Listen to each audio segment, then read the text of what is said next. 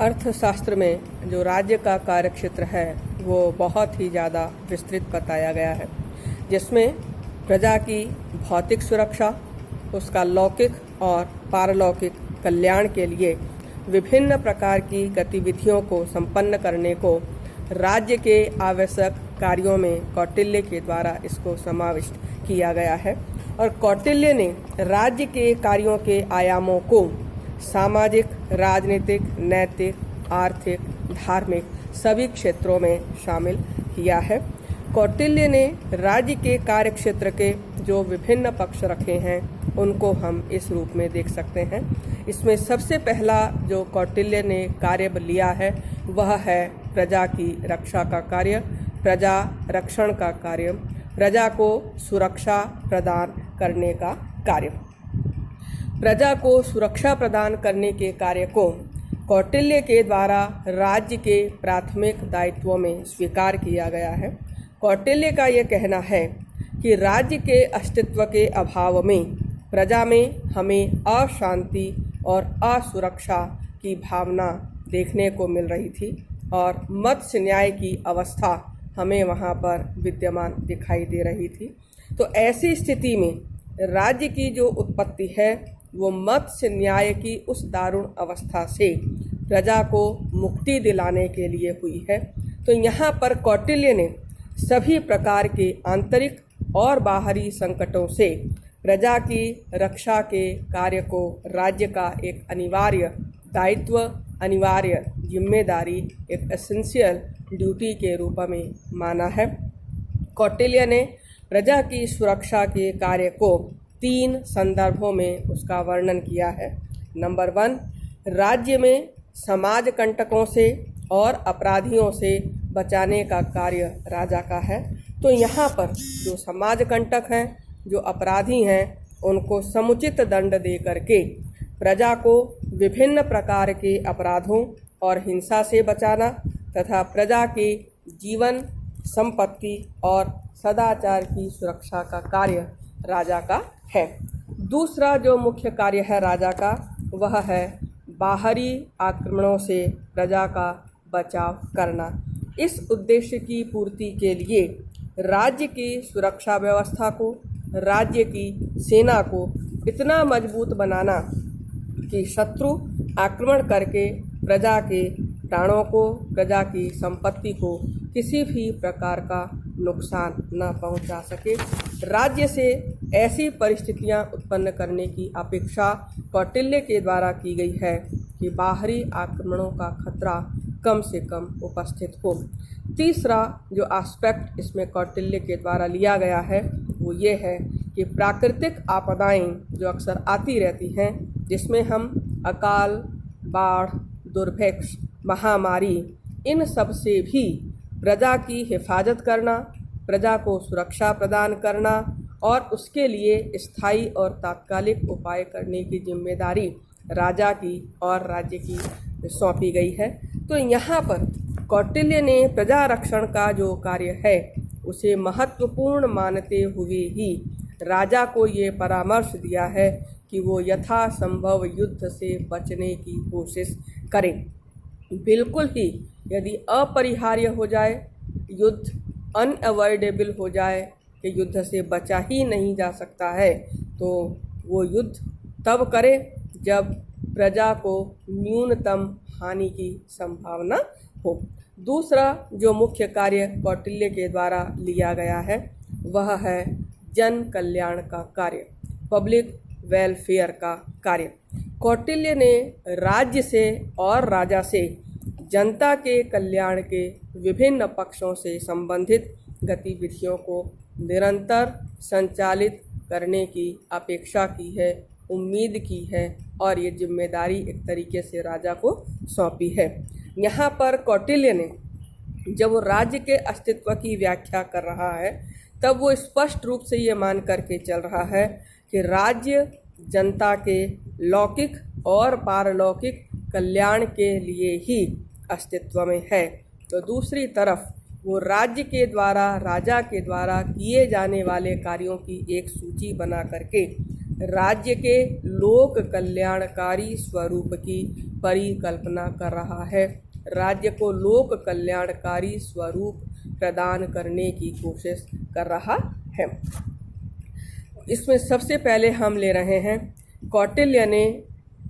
महिलाओं को, वृद्धों को, अनाथ बच्चों को या किसी भी रूप में जो शारीरिक रूप में अक्षम है, किसी भी प्रकार की सहायता की उन्हें ज़रूरत है, तो यह राजा की ड्यूटी है, राज्य की ड्यूटी है कि वो उन्हें उनकी देखभाल करे, उनको पर्याप्त मात्रा में संरक्षण प्रदान करे, उनके आवास की, उनके भोजन पानी की व्यवस्था करे। राज्य के लोक कल्याणकारी कार्यों की सूची में, लोक कल्याणकारी गतिविधियों की सूची में उसने केवल सहायता प्रदान करने के कार्य को ही नहीं लिया है, बल्कि जन साधारण के लिए मनोरंजन की व्यवस्था हो, वनों को साफ करके कृषि के लिए उपयोगी भूमि के विस्तार की व्यवस्था हो और राज्य में समुचित सिंचाई की व्यवस्था हो, अकाल, बाढ़, महामारी की स्थितियों में जनता की सहायता के लिए आवश्यक उपाय करने, जनता के नैतिक उत्थान के लिए मद्य निषेध की नीति को लागू करने की अवधारणा को भी इसमें शामिल किया है। केवल यही नहीं, कौटिल्य ने विद्वानों, कलाकारों या बौद्धिक कार्यों से जुड़े हुए जितने भी लोग हैं, उन सब के जीवन निर्वाह की जिम्मेवारी, उन सब के जीवन निर्वाह को देखने का कार्य भी राजा को और राज्य को सौंपा है। कौटिल्य के द्वारा राजा से और राज्य से यह अपेक्षा की गई है कि वह ऐसे सभी लोगों के भरण पोषण की व्यवस्था करे जिनके पास जीवन निर्वाह के साधन उपलब्ध नहीं हैं। केवल यही नहीं, कौटिल्य ने प्रजा के स्वास्थ्य की रक्षा के लिए, प्रजा को स्वस्थ रखने के लिए राज्यों के द्वारा औषधालयों के संचालन, सफाई की उपयुक्त व्यवस्था बनाए रखने की भी जिम्मेदारी सौंपी है। इसके आगे कौटिल्य पर्यावरण की रक्षा के लिए राज्य को वन लगाने, उद्यान विकसित करने तथा जलाशयों की स्वच्छता की व्यवस्था करने का परामर्श दे रहा है। इसमें कौटिल्य का ये सुझाव है कि उद्यान और वनों के विस्तार में जनता का सहयोग लिया जा सकता है और इसके लिए उसका ये मानना है कि वन लगाने के लिए, उद्यान लगाने के लिए यदि जनता से कोई भी व्यक्ति इसका इच्छुक है तो उसे राज्य के द्वारा भूमि का आवंटन किया जाना चाहिए, वृक्ष उपलब्ध कराए जाने चाहिए जिससे कि पर्यावरण को हेल्दी बनाया जा सके, वनारोपण किया जा सके। केवल यही नहीं, कौटिल्य ने जनता के आवागमन को सुविधाजनक बनाने के लिए सड़क, जल मार्ग आदि का निर्माण करवाने, नदियों पर पुल बनवाने आदि के कार्य को भी सौंपा हुआ है।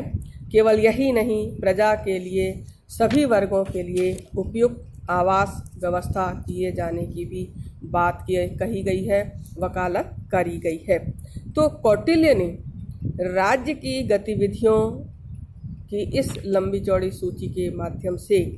केवल उसको मनु की तरह सैद्धांतिक रूप से निर्देश नहीं दे रहा,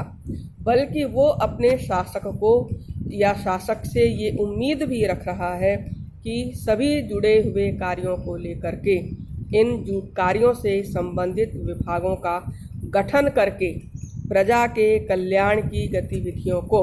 नियमित रूप से संचालित करने का कार्य करे। तो यहाँ पर कौटिल्य अरस्तु की तरह जो वितरणात्मक न्याय है, जो डिस्ट्रीब्यूटिव जस्टिस का कंसेप्ट है, उसको राज्य का दायित्व बना करके राज्य की जो लोक कल्याणकारी प्रकृति है, जो वेलफेयर स्टेट से जुड़ी हुई प्रकृति है, उसको स्पष्ट कर रहा है। इसको कौटिल्य ने इस तरीके से कहा है कि अप्राप्त की प्राप्ति मीन्स जो चीज़ प्राप्त नहीं है उसको प्राप्त करने की कोशिश करना, जो चीज़ अवेलेबल है, जो चीज़ प्राप्त हो चुकी है उसे प्रोटेक्शन देना, उसे संरक्षण देना, और जो संरक्षित चीज़ है उसे संवर्धन करना। मीन्स किस तरीके से उसे और आगे बढ़ाया जा सके और इस संवर्धित का उचित प्रक्रिया के माध्यम से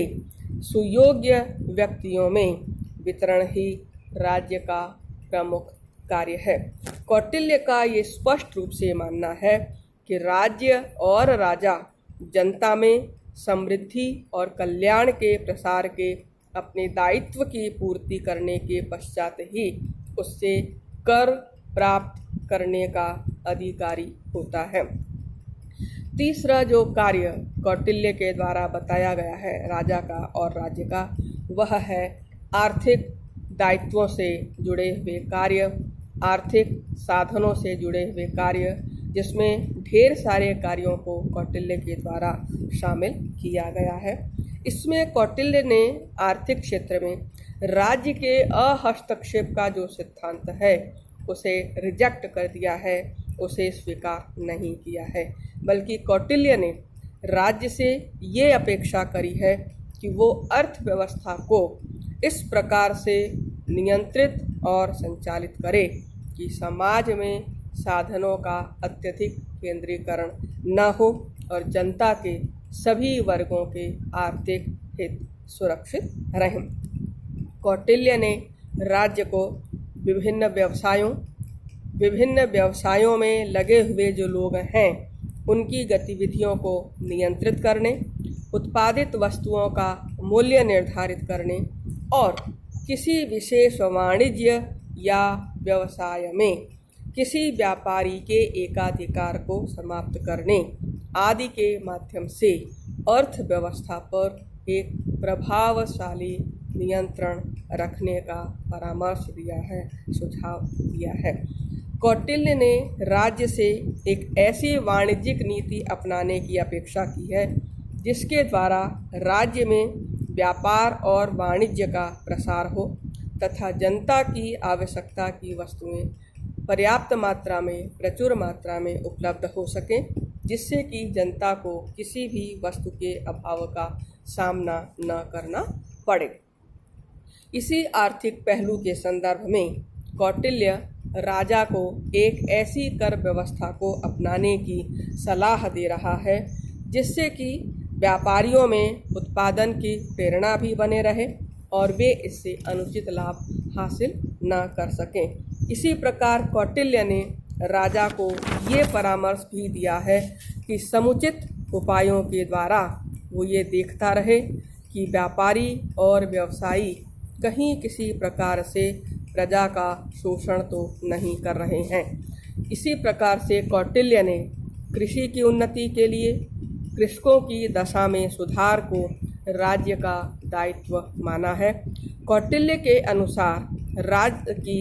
राज्य को सिंचाई की समुचित व्यवस्था करनी चाहिए तथा कृषकों की आवश्यकता के अनुसार उन्हें पशु, बीज, धन आदि की सहायता प्रदान करने के लिए प्रयत्न करना चाहिए। बाकी अपन लोग कर लेंगे।